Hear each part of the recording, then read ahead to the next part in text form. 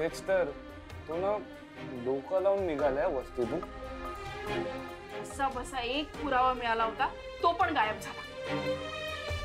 ए शिवा, तू photo काढला असशील ना? हा फोटो काढलाय, पण त्याने काही प्रूफ नाही होणार आहे. ट्रक त्याचा आहे हे नाही प्रूफ होणार. एक तर त्या पॅनलला ना रक्त लागलं होतं. आता ते जर मिळालं असतं ना तर सगळ्याच खुलासा झाला असता ना. अरे यार, मला तर कळतच नाहीये तो असं कुलूप तोडून कसं काय आत घुसला. तो नजर ठेवून असणार रे आपल्यावर. हे यार, पण मुद्दा परत तिथेच येतोय की पुरावा इथे आहे, त्याला कळलं कसं? शिवा, अगं हा जो कोणी आहे ना तो खूप हुशार आहे आणि तो ना आपल्यापेक्षा 2 पावलं पुढे पण आहे. बॅटरी तो भाई पुढे असला ना 2 पावलं तरी त्याला आई हुशार की नडणार आहे कन्फर्म. मला सांगा, कोणी जवळच आहे का? नाहीतर एवढी मोठी गोष्ट त्याला कळणारच नाही यार.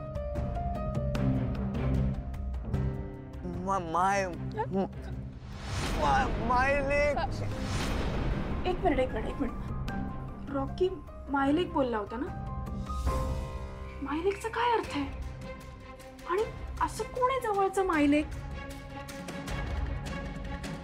यार, गाडी परत मायलेक वर येऊनच थांबते. तुमच्या काही डोक्यात येतंय का?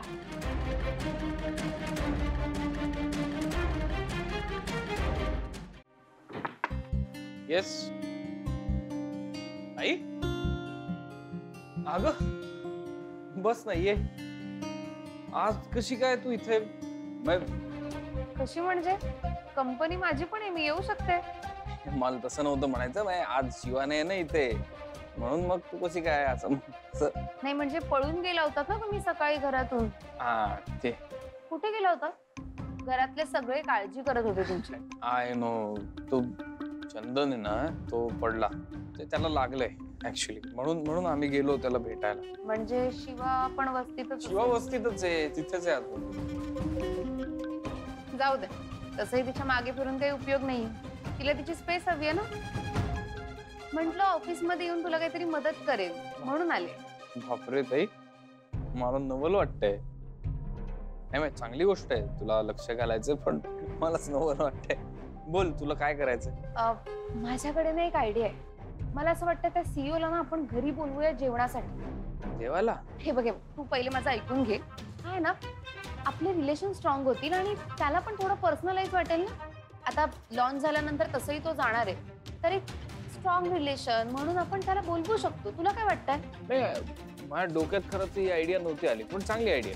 थँक्यू. मग कन्फर्म असेल तर सांगू आईला? सांग की, सांग. डन. आज शिवाचा पत्ता कट करणारच. लॉन्च मध्ये देसाईंचा चेहरा मीच असणार. इतकं इमोशनल होऊन नाही चालत.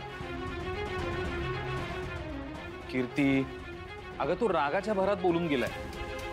हे बघा, हा त्याचा पर्सनल डिसिजन आहे आणि तो घेण्याचा त्याला पूर्ण अधिकार आहे. हो, पण कंपनी पर्सनल नाहीये ना, वाटेल ते डिसिजन घ्यायला.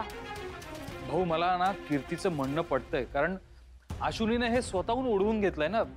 ताई, चूक ना शिवाशीच आहे. तिने पण होकार द्यायला हवा होता ना. उर्मिला, तू तरी गप्प बस जरा. कोणाचा एक शब्दही मी ऐकून घेणार नाहीये.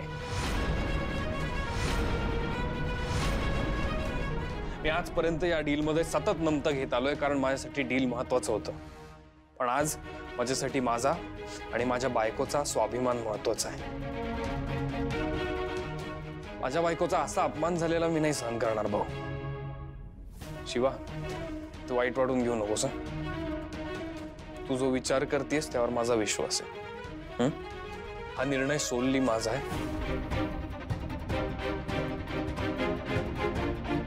मला डिस्कशन नको यावर आता. असतं ना.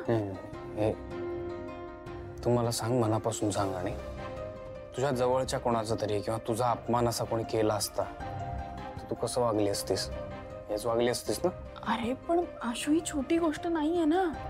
करोडोंची डील होती ना ती, आणि तुझी मेहनत आहे. अरे मेहनत तुझी आहे, पण आशू, माझ्यामुळे इतकं मोठं नुकसान झालेलं मला नाही आवडणार.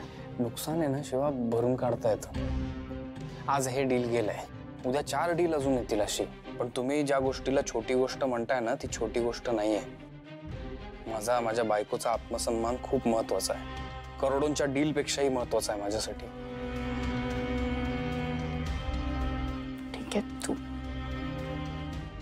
जाऊ दे, शांत हो जरा तू. शिवा, मी काही गोष्टींवर तुझा विश्वास नाही ठेवला. आता माझा विश्वास आहे तुझ्यावर. जे काही करतेस ते मला पटतंय. आणि मीच नाही उभा राहू शकलो तुझ्या पाठीशी तर काय उपयोगी. आणि मला एक गोष्ट सांग, त्यांना अचानक कसं काय वाटलं असं की तुझी मानसिक स्थिती बरोबर नाही? त्यांना कोणीतरी सांगितलं असणार ना, नाहीतर ते हा निर्णय घेणारच नाही. आणि त्यांना ज्या व्यक्तीने सांगितलं त्या व्यक्तीवर त्यांचा जास्ती विश्वास आहे माझ्यापेक्षा.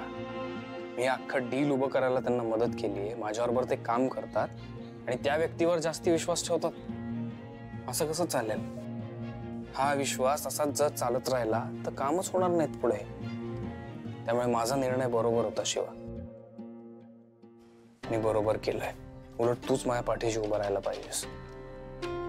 आशू, मी आहे तुझ्या पाठीशी, पण एवढं मोठं नुकसान तर झालंय ना. ते जे नुकसान झाले त्याकडे मी बघतो. तू काळजी नको करू त्याची. तू फक्त आत्ता फोकस ठेव रॉकीचे खुनी जे कोण आहेत त्यांना शोधून काढण्यात.